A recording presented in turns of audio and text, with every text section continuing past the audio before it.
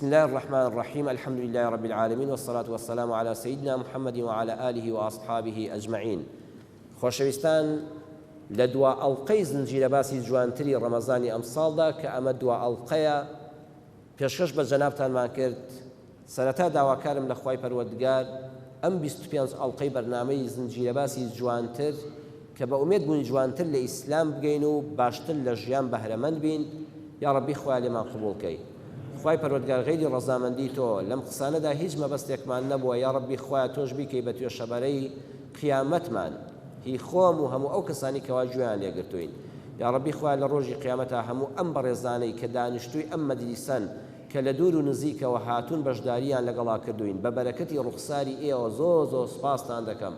مەمنونتانم کە لەم مزگەوتەدا لەگەڵماندا بوون. ئەگەر ڕوخساری جەنابتان و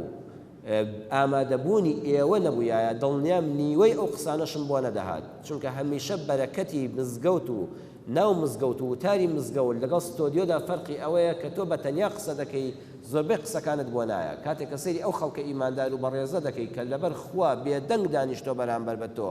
لە ماڵەکەی خۆی بەجێهێشتۆ هاتۆتە ماڵی خوا، بە بەرەکەتی ڕوخساری جەنابتان ئینشاء الله ئێوەش بە قەدەر من کە خوا لە منی قبوڵکە لە قەدەر من ئەجرتان بۆ نووسراوە.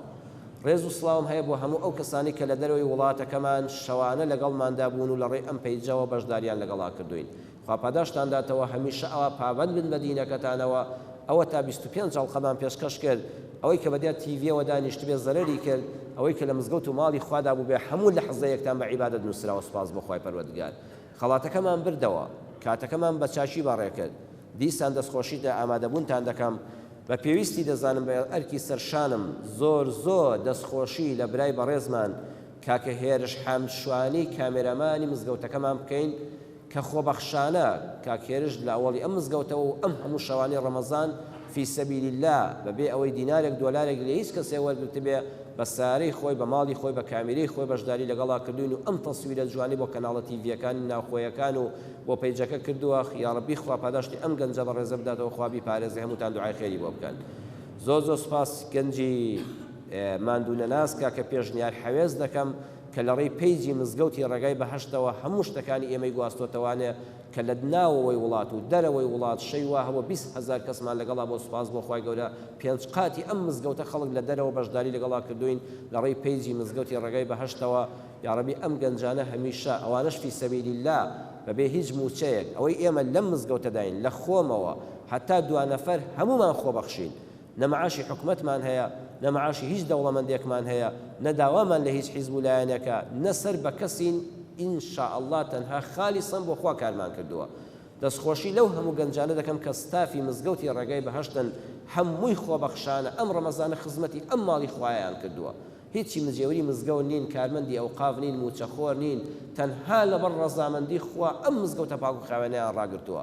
هەمووشمان دوعای خێر بکەین بۆ کاک فەرهادی بەڕێز بنیادنەری ئەم مزگەوتی ڕێگای بەهەشتا و هاوکاری بەڕێزی کاک حاجی هەڵمەد. یا ڕەبی خوا هەزاران ئەوەندەیان پێ ببەخشێ کە ئەم گەڕەکەیان ئاوەدان کردەوە و ئەم مزگەوتە جوانیان بە ئێمە بەخشی، خوا ماڵیان ئاوەدان کە. میوانی ماڵەکان تاموین ئێوە کەسانی کە لە تیڤیەکانەوە شەوانە لەگەڵ بەندەدا بوون و زنجیرە باسی جوانترتان بیست. ومێدەوارم میوانێکی ئێسوک بوو بین، لە قسەکانمان دڵتان گردی نەگرت بێ. ئەگە شتێکمان وتی بێ بە دڵی هەر کەسێک نەبوو بێ ئەمە بۆ چوونی بەندەیە. من وا حاڵی بووم، بە ئومێدەوارم پێکابێتم و خۆشیەک و خەندەیەکم خستێتە سەر لێوەکانی ئێوە و خەمێکم ڕەوان دەبێتەوە و توێشەبەرەی خۆم و ئێوەم بۆ قیامەت پڕ کرد بێ بە ئیزنی خوای پەروەردگار. ڕەمەزانمان بەڕێ کرد و بە ئومێدی خوا ئەگەر ماین لە ساڵێکەکەدا لە زنجیرە باسی لەشکەی ڕەمەزانیدا خوا یارمەتیمان بدا لە خزمەتی ئەم ئیسلام و ئیمانەدا بین حتا دەمرین ئەمە ڕێگامان بێ و ڕۆژ بە ڕۆژ دڵمان پێی خۆشتر بێ و سوور بین لەسەر ڕێبازی پاشی ئیسلام. کۆتا وتارمان باسی میوانداریە، میوانی ماڵەکانتان بووین، با باسێکیش لە میوانداری بکەین. هیچ کەسێک لە ئێمە نییە ڕۆژێک میوانی نەبوو بێ یان لە ژیانی ڕۆژێ میوانی خەڵک نەبوو بێ. باز جوانتر لە بابەتی میوانداری تێبگەین دەچینە خزمەت قورئانی پیرۆز لە سوورەتی زاریاتە خوای پەروەردگار باسی میوانداری ئیبراهیم پێغەمبەرمان بۆ دەکات. کاتێک کۆمەڵک فریشتەی پەروەردگار میوانی دەبن، ڕادەکا خێرا بەبێ ئەوەی بیان ناسێ گۆلکێکی قەڵە و گوێرەکەیەک سەر دەبڕێ و لەگەڵ خێزانیان دەیبرژێنێ و پێشکەشیان دەکا و فەرمووی ناخواردنیان لێ دەکا. کاتێک کە نان ناخۆن دەترسێ، چونکە لە عەرەبا باو بووە ئەو کەسەی میوانی هاتوو دەستی بۆ نانەکە دەبن نیەتی خراپە، ئەوانیش خۆیان ئاشکرا دەکەن دەڵێن ئیبراهیم مەترسە ئێمە فریشتەی ئینسان نین واتە مەلایکە لەسەر شکلی ئینسان جاری وایە خۆی نیشانی مرۆڤ داوە ئێمە فریشتەین دەچین قەومی لووت پێغەمبەری برازان لەبەین دەبین چونکە خەریکی کاری نێربازی و بەدڕەوشتین هەمویان لەبەین دەبین هەمویان لەناو دەبین تەنها لووت و دوو کچەکەی ڕزگاریان دەبێت خێزانەکەشی بەر ئەو خەشمی خۆیان دەقەوێت تەنها لەو گوندەدا لەو قەومەدا لووت پێغەمبەری داوێن پاک و پێغەمبەری ئەکرەمی خوا لەگەڵ دوو کچە داوێن پاکەکەیدا ڕزگاریان بوو هەموو قەومەکە تێدا چوون دەچینە خزمەت قورئان ئێمە دەرز لەم چیرۆکە وەردەگرین خوا دەفەرمێ هل أتاك حديث ضيف إبراهيم المكرمين پێتگەیشتووە ئەی محەممەدی خۆشەوی صلی الله عليه وسلم پەیامی میوانە خۆشەویستەکان و ڕێزدارەکانی ئیبراهیم مکرمین واتە میوان دەبێت ڕێزی لێ بگری ڕێز چۆنە یەکەم جار کە هات بەڕوویەکی خۆشەوە پێشوازی لێ بکە لە ڕووتا لە ڕوخسار تا عەبوسی پێوە دیار نەبێت کە بە میوانەکە ناڕەحەتی شوێنی گونجاوی پێشکەشکە و کام شوێنت بە گونجاو زانی بڵێ ئەمە بۆ جەنابەت شیاوە فەرم و تۆ بچۆ سەرەوە تۆ خۆل لە لای میوان لە خوارەوە دانیشە مکرمین ئیبراهیم ڕێزی لە میوانەکانی کرد دووەمیان إذ دخلوا عليه فقالوا سلاما قال سلام میوانەکان هات وتیان سلاما يعني نسلم سلاما جملەیەکی فعلیە ئیبراهیم لەوان جوانتر وەڵامی دانەوە فەمووی سلام يعني عليكم سلام سلامی خواتان لەسەر بێ سەیری قورئان چەند وردە ئەوان بە جملەی فعلی وتیان سلاما يعني نسلم سلاما سلاممان لێ کردی إبراهيم بالجملة اسمي جوابي دنوا سلام يعني عليكم سلام أمش جملة اسمش تدل على الثبوت والدوام فهي أبلغ من الجملة الفعلية في إيصال المراد هذا فمكس السلام لكري جوانتر جوابي بدوا كبجملة فعلي سلام يعني لإبراهيم كر أم بجملة اسمي جوابي دنوا كبلغي لسبب الدواميتي والريزقرتني زيادة واتمي وانا كد بتشي ويا سلامي كد توقر موقرتر لخوي جوابي بدوا سێمیان قەوم منکەڕون فەرمووی کەسانێکی نەناسراون نەیفەرموو ئەنتم قەوم منکەڕون ئەوە ئێوە چ کەسن ناتان ناسم ئەوانە فەرمووی زۆر بەڕێزن پێشتر بە خزمەتتان نەگەیشتوم ئەها ئەم دوو لەفزە چەند جیاوازیان هەیە قەت ئێوەم نەدیوە ئەوە لە کوێوە قوت بوونەوە نەخێر قەوم منکەڕون بە خزمەت جەنابتان نەگەیشتوم پێشتر بە دیدارتان شاد نەبووم وا ئەزانم یەکترمان نەبینیوە ئەمە ئەدەبێکی قورئانی لە خزمەت میواندا فراغ إلى أهله شوارم درس فراغ إلى أهله راغ يعني شيء الروغان عبارة عن الذهاب بخفية ولطف بحيث لا يشعر به الضيف وكدوتي يروغ روغان الثعلب بدزيوا ميوانا كان داني شاندم ببيدنجي بيسيكي كدو شو لاي خيزانكي روغان واتر رويشتنيكا كميوانك هستي بينك دەوترێ ڕێویەکە زۆر بە فێڵبازی پەلاماریدا ئەها بڕەوغان بۆ ڕێوی بەکاردێ ڕێوی زۆر بە وریاییەوە پەلاماری شتێک دەدا و بەرامبەرەکە هەستی پێ ناکە واتە مەڵێ دەچم را ئەو دوکانە بە ڕوخسەتان با بچم مریشکێکتان بۆ بێنم مریشکێکتان بۆ سەر بڕۆم ئەیش کوڕە قوربان دە پێویست ناکە ئیبراهیم وای نەوت زۆر بە بێدەنگی فەرمووی ئیسراحەتێ بکەن ئێستا دێمەوە خزمەتان بە بێدەنگیەوە باسی خواردنوشتی نەکرد خێران ڕۆیش بۆ لای خێزانەکەی فجاء بعجل سمين پەلەی کرد و گۆلچێکی قەڵەوی سەربڕی خوا باسی ئەو خواردنە دەکا کە بۆ میوانەکە سەربڕاوە ئەو خواردنە خوا ڕێزی لێ دەگرێت کە بۆ میوان سەرف دەکرێت والله ئەو خواردنە گەورەترین پاداشتی هەیە کە تۆ بۆ میوانێک سرت بڕیوە بە شەرتی منداڵەکانی خۆت برسی نەبن بۆ عجل سمين أحسن الطعام من حيث النوعية والمقدار يعني لەناو ئاژەڵەکانیدا لە گۆلچێکی باشتر شک نەدەبن نەچوومە ڕێک سەربڕێ گۆلچێکی سەربڕی قەڵەویش بوو لاڕوو لاوازێک نەبوو بڵێ ئەم نەخۆشە با سەر بڕم هەر بندار دەبێتەوە زۆر قەڵەو و پێکەوتوو بوو زۆریش زیاد بوو 5-6 میوان بوون گۆلچێک زۆر لەوان زیادەکەواتە ئەمە هاتە پێمان دەڵێ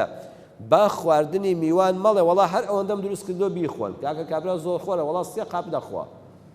کابرا شفتەی کرد بوو بۆ 2-3 میوان وتی هەتا کابرا چوو لەو دیسەڵزەکە بێنە مناڵەکان شفتەکان بە ڕووتی خوارد کابرا خەڵکی لادەیە بە 1 کیلۆ قیمەت تێر ناخوا وەکو تۆی شاری باز زیاد بێ مەڵێ وەڵاهی زیاد بوو خەسار بوو خەسار نابێ نانی میوان خەسار نییە ئیبراهیم خۆ سەلاجە مجەمیدەش نەبووە یەک گۆلچی قەڵەوی سەربڕی بۆ ئەو 5-6 میوانە با خواردنی میوان قورئان دەفەرمێ ئەبینی کابرایەکی زۆر خۆرە برسیە با تەواو تێر بخوا با لی بمێنێتەوە نەک لە نیوایە دەست هەڵگرێ بڵێ باش شتێک بێڵمەوە میوان دەبێت ئاوا لە تعبیری قورئانیدا خزمەتی بکرێ فقربه إليهم بحرمته بيشكشي كردن خواردنەکە حوتم قال ألا تأكلون نەیفەرموو کولو دەی بخۆن کاکە بخۆن ناوانە فەرمووی فەرمون يعني بعرض نەک بە ئەمر سەی قورئان چەند وردە وەکو عەرزم کردن ألا تأكلون نافەرمون نانەکەتان بخۆن دەی فەرموو قوربان نانەکەتان بخۆن نەیفەرموو دەی کاکە بخۆن دەی وە حاضر بوو نانەکەتان بخۆن ئەم دوو تعبیرە لێک جیاوازن خۆ هەردووکیان هەر ناخواردنە بەڵام جوانترین وشەیەک بەرامبەر بە میوانەکەت پێشکەشکە ئەمری بەسەرا مەکە فەرمووی لێ بکە ئەمە ئادابی میوانداری بوو لە حەو خاڵەکە خۆی پەروەردگار لە میواندارەکەی حەزەتی ئیبراهیمە پێشکەشی کردین پێغەمبەری ئەکرەم صلی الله عليه وسلم دەفەرمێ من كان يؤمن بالله واليوم الآخر فليكرم ضيفه هەر کەسێک ئیمانی هەیە بەخوا و ئیمانی هەیە بە پاداشتی قیامەت با ڕێز لە میوانەکەی بگرێ جائزته حقەکەی خۆی بداتێ قال وما جائزته يا رسول الله حقي ميوان شيء في غنبري إخوة قال يومه وليلته شو روجك ميوان ما في لسرت خزمتي ميوان داري بكي والضيافة 3 أيام سير روجيج ميوان داري دمينتوا فما كان وراء ذلك فهو صدقة عليه ميوان لسير روج زيادة لما وكد ما أو خيرت فيك دو بخشيش يك الدعوته أم فرمودي إمام بخاري بس معرفة فرمودي 6019 رواياتي كدو لقال إمام مسلمة برزان من أم زنجيرة باسي أمصال بيما وتن جوان ترحالي ببين يش الناس اللي ميوان داري لم بلد جيجنا ندابله بيغمبري خاصة فرمودي تاسي روج لمالي براك منه وهر ميوان داري شو روجك أبدا نخوان بو ميوانكت بقوري خود ساورت خواردوا بوي بكبا برنج وگوش لبر خاطري أو جمكت بقورا دوای تا سێ ڕۆژ حسابی میوانداری دەکرێت دە سێ ڕۆژ بە دواوەی تر کابرا ماوەتەوە داوای سەدەقە و خێر دەکات سوالکەرە بەڵام ئەم حەدیسە دەزانین لە چ بەڕێز کاتێکا سەروەرمان فەرموویەتی صلی الله عليه وسلم ڕحمان بە قوربانی بێ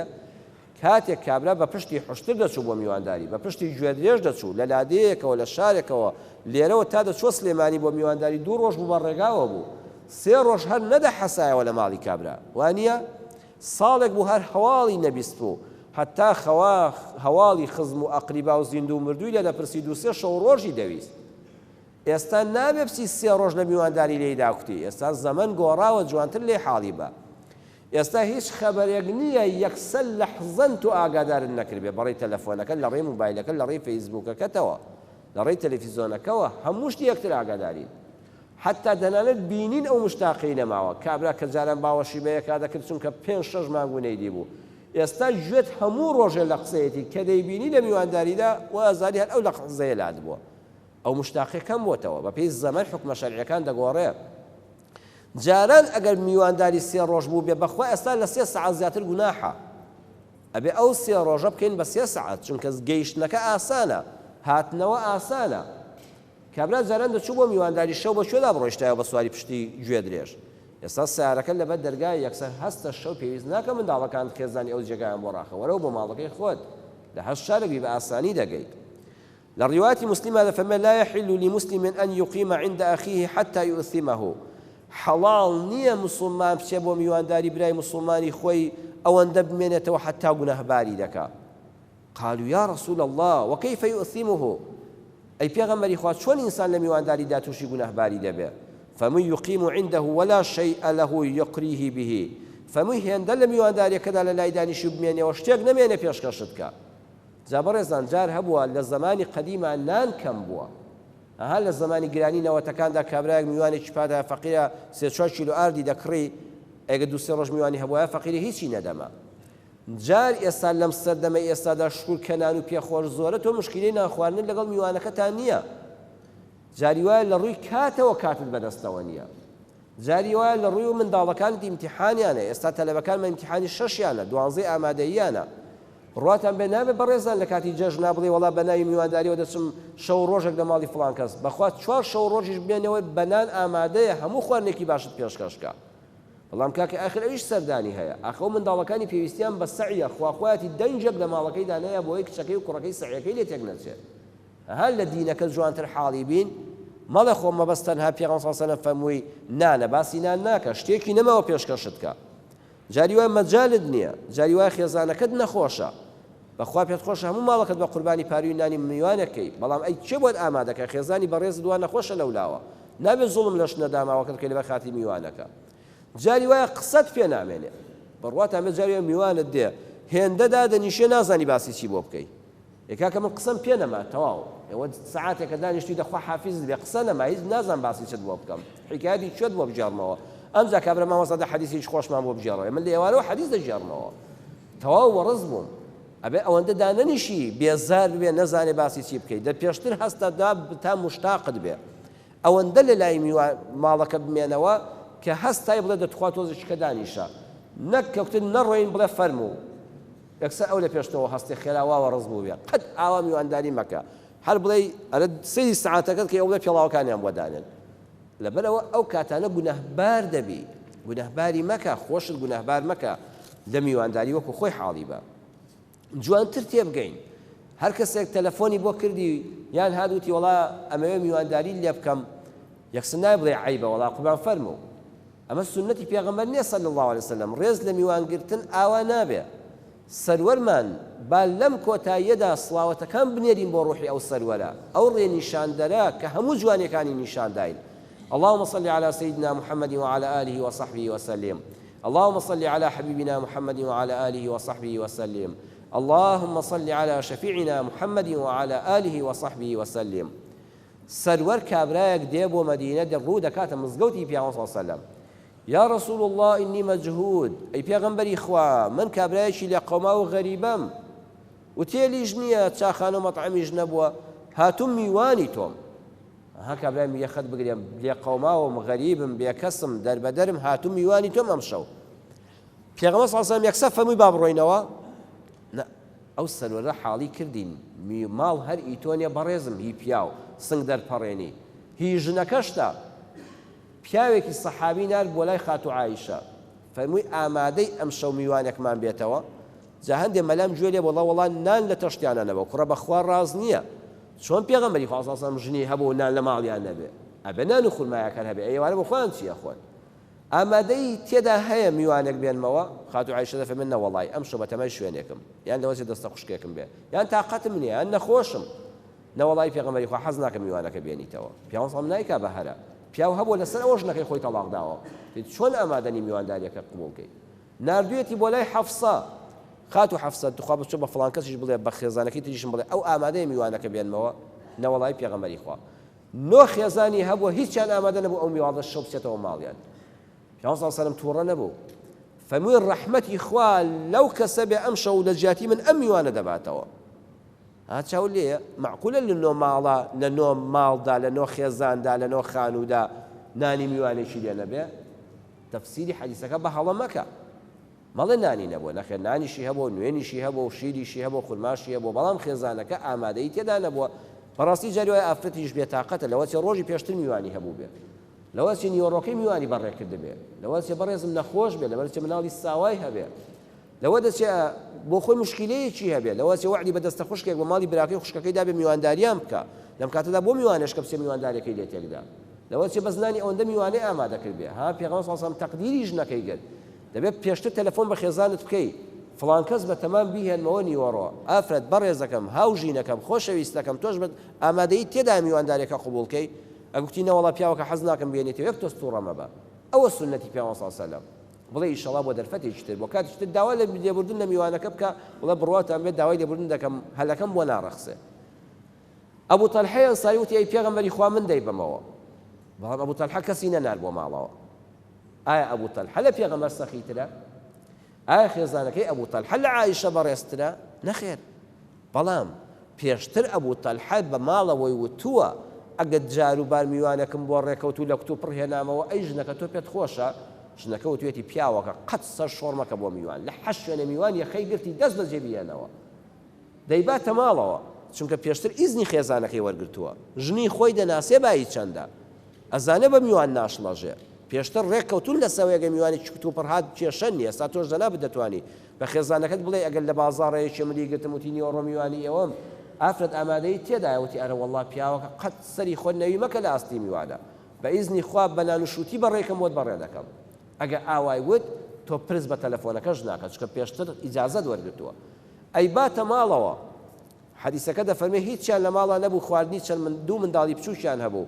وتی وەڵڵی پیاوەکە هەرچەند خواردنەکە زۆر کەمە بەڵام بە ئیزنی خوای گەورە نایهێڵم میوانەکەی پێغەمبەری خوا صلی الله علیه و سلم بێناز بێ ئەبوو تەلحە فەرمووی کاتێک کە دەست دانەکەت بۆ ئێمە دانا بڕۆ چراکە لەم تۆزە تاریکە چراکە خۆشکە یەک تۆز خۆشکە و فێشی لێکە خۆشقاتە و سەرخیژ نەبووە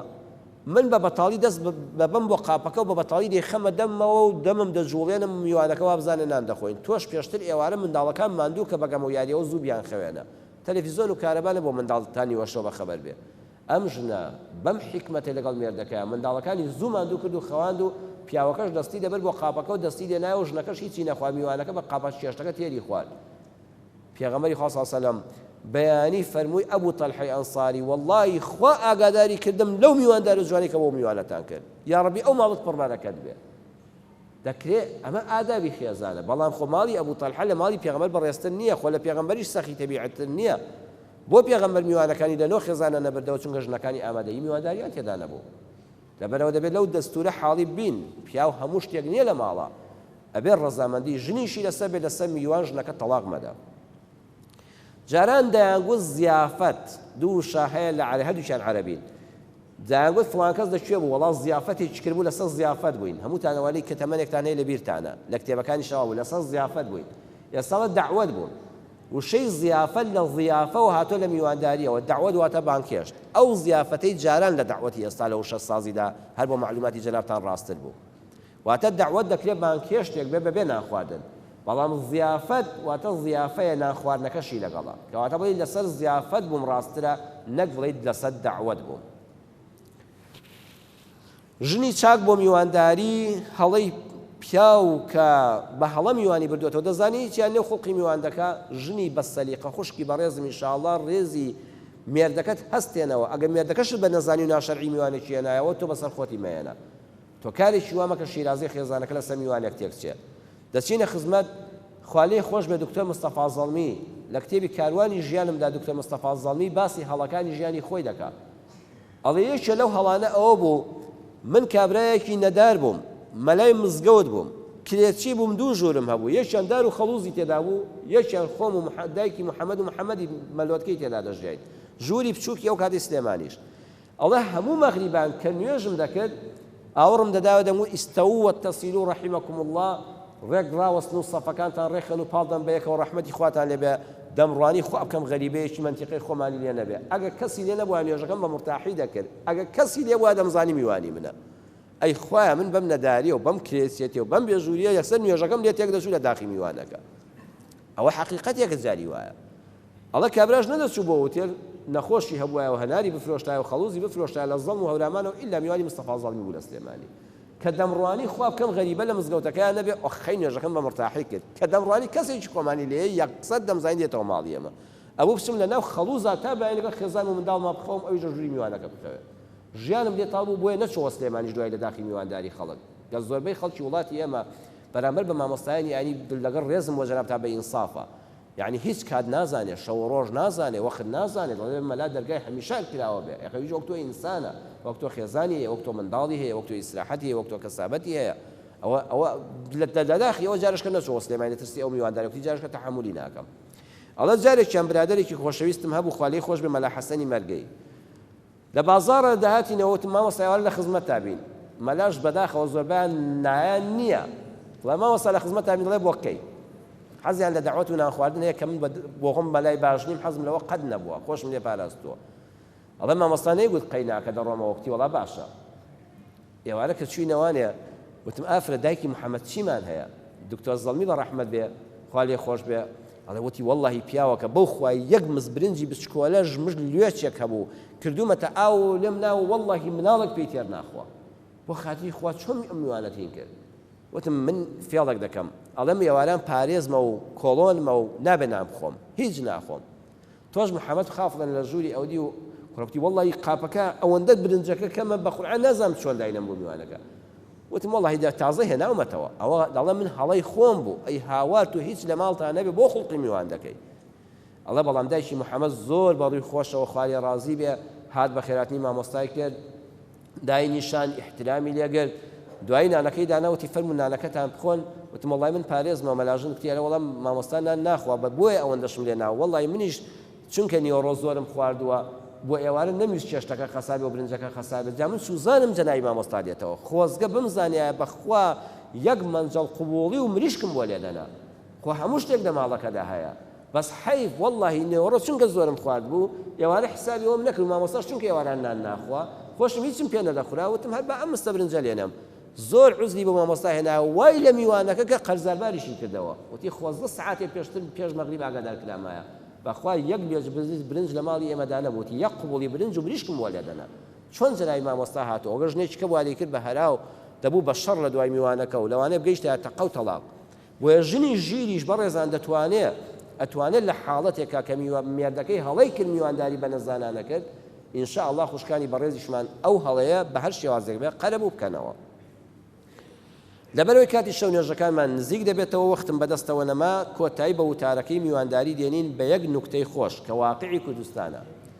هونەرمەندی گۆرانیبێژی ناسراوی کورد مامۆستا ناسری ڕەزازی ئەڵێ لەگەڵ 3 پێشمەرگەی تیپی 25 خاڵخاڵاندا ڕێمان کەوتە دەیەک ناوی دەیەکەشی نووسیەوە من نایڵێتم لەبەر حرمەتی دەیەکە ئەڵێ زستان بوو مانجی بە فرانبار بوو بەفر دەباری 3 پێشمەرگەی تیپی 25 خاڵخاڵان و ناسری ڕەزازی پێشمەرگەی کۆمەڵی ئێرانیش ئەو هونەرمەندێکی ناسراوی گەلەکەمانە لەگەڵیان دەبێت لەگەڵ ئەو جەماعەتە تێکەڵاو دەبێت ئەڵێ چوینە ماڵێک ڕێمان کەوتە ئەو ماڵێکی ئێمە لێمان لادا کابرایەکی زۆر ڕەزیل دەرکەوت زۆر ڕقی لە میوان بوو تازە زاواش بوو دوو بەڵای موسیبەت تازە زاوا خواخواتی کەسی لا نەبێ ئێمەش تازە چوین پێشمەرگەوە نازانێت ئێستا بەداخەوە هێزی پێشمەرگا ئەوانەی کە کۆنن ڕێزی ئەو میلەتە نازانن ئەوە دەردی دایان ماڵ بووە کە پێشمەرگەی چەند جار خزمەت کردووە ئێستا جارە پێمان دەفرۆشنەوە کاکە جاخو زمانی خۆی تۆ پێشمەرگە نەبووی ئاخ منیش 1000 پیاوی وەک تۆ منانداوە لە ماڵەکەمە ئەو حاجی 1000 پیاوی وەک تۆی حەواندۆتەوە ئەبێ فەرقی ئەوە نەکرێ ئەی بۆ ئەوە خەبات جێڕنەیە بۆ ئەو پیرێژنە سەری سپی کرد لە خزمەتی پێشمەرگەدا حەقوانێ بەژنی شاخ حساب بکرێگە لە شاری شابژی ئەو بێوەفاییە کە بەداخەوە ئەو پیاوە تماڵی خۆیەتی ئەڵە شەوی یەکەم ماینەوە کابرا خزمەتی کردی نەوەندەی دەسەڵاتی هەبوو بەڵام لالود بوو ئێمە خەومان نەدەهات و پێشمەگەین تازە ماوینەوە بەفریش دەبارێ مەجار ڕۆشتن نییە بەیانی دەموچاو ماشت و کابرانانی بۆ دانیان یەکێ لە پێشمەرگەکان شاری بوو سلێمانی بووتی بەیانیت باش ئەڵە بەلەلی تێکەوتی بەیانیت باش ئەڵە ویستیمان بڕۆین چوینە دەرێکێ لە پێشمەرگەکان کە حەرەز بووتی وەڵای کاکە ڕۆژ ڕۆیشتن نییە بەخوا گەردەلوولێکە بەفرێکە وەڵا هاتینەوە دێ دانیشتینەوە لە بەرسۆبە ئەو شەوەش ماینەوە بەیانی دیسانەیەکێ لە پێشمەرگەکان بە کابراوەتی هەستاوتی خۆی لە کێشایەوە بەیانیت باش کە بەیانیت باش لە ڕۆژان لالووتتر بوو ئەڵێ ڕۆژی سێمیان دیسان مەترێک بەفرباری بوو لەو دێیە 1 مەتر بەفرباری بوو دەریشی کردینە هیچ نەبوو بۆ کوێ بڕۆین ناچار دیسان ئەویش ماڵەکەی چەپەک بوو نەدەگەیشتینەوە ناو ئاوەدانی هەر لەوێ خۆمان بە ماڵەکەی ئەوا کرد بوو دێیەکە ماڵەکانی پەرپەر بوون وەڵام ماینەوانێ و بەیانی سێم دیسان کابرای پێشمەرگەی شاری بەیانی باشی خۆی کردەوەتی بەیانیت باش کابرا کوڕی کوڕە دەباشە باش ئەمجارەوتی کوڕە دەباشە باش تەواوی تەرخۆ قەت لە میوانداری ئەوەندە مەمێنەوە لە بەیانی باشە بگاتە دەباشە باش ئەبێ پێشوەخت حرمەتی خۆت پارێزی زووتر خواحافیزی بکەی لە جەژنە ئەوەندە بەیانی زوومە چۆ سەر ماڵەن هێستا کابرا نانی نەخواردو تۆ جەژنە پیرۆزەی لێ بکەی مڕاعاتی ماڵ و منداڵی بکە مڕاعاتی ئیسراحەتی بکە لە هیچ شوێنێکە لەم سەردەمەدا لە 10 دقە چارەجێک زیاتر دامەنی شەوەک و عەرزم کردن کابرا لە نان و پێخوارە تێرە بەڵام لە کاتی نییە ئیسراحەتی هەیە سەفەری هەیە سەردانی هەیە منداڵی امتیحانی هەیە کاتی پێویستە پشووی هەیە نەخۆشی هەیە دەبێت هەموو ئەمانە لەم سەردەمەدا مڕاعات بکرێن و بە هەڵە حاڵی نەبین میوان ئەگەهات حتا قیامەت دانیشا دەبێت خزمەتی بکەی نەخێر ئەویش گوناهبار دەبێت ئەمە بابەتی ئەم جارەمان بوو خوای پەروەردگار لە هەموو لایشی قبوڵ کە وەسەلام عەلەیکم وەڕەحمەت الله وبەڕەکاتوه